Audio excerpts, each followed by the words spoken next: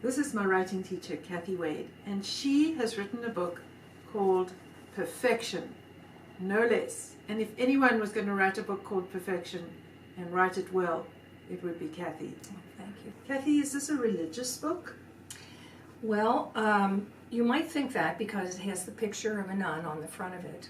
Are a person of faith or not, you're going to enjoy perfection. Well, I spent a decade or more in the convent in the 1960s, and whenever I told anyone that that was my experience, they wanted to know why I would enter a convent in the 1960s in the first place. What was it like, and why would I leave? So, is this autobiographical?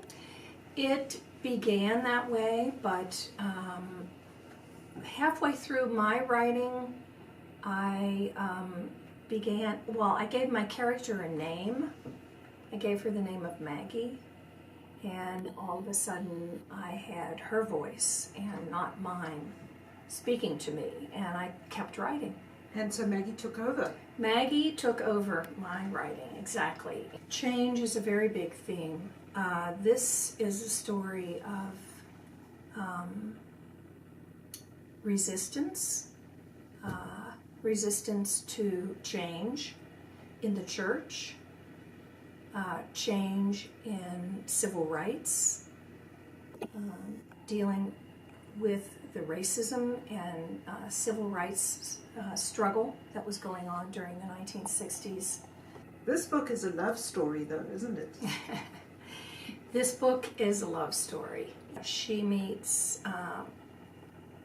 surprisingly, the opposite sex at all kinds of unexpected twists and turns, and is attracted to men, and has to decide how she's going to handle that. Of course, she has left behind the love of her life, her high school sweetheart. I guess I'm going to have to read the book to find out what happens with Maggie's high school sweetheart.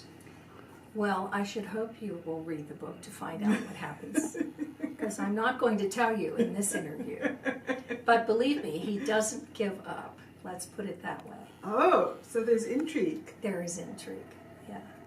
What kind of feedback have you had from people who've read the book? Really good feedback. My advanced readers love Maggie, first of all. Oh, they love the character. They love the character, and they have said, they have scolded me because they can't put the book down, and they have to put the book down occasionally. And they've also said that even when I'm not reading Perfection, I'm thinking about Maggie and worried about what she's going to do.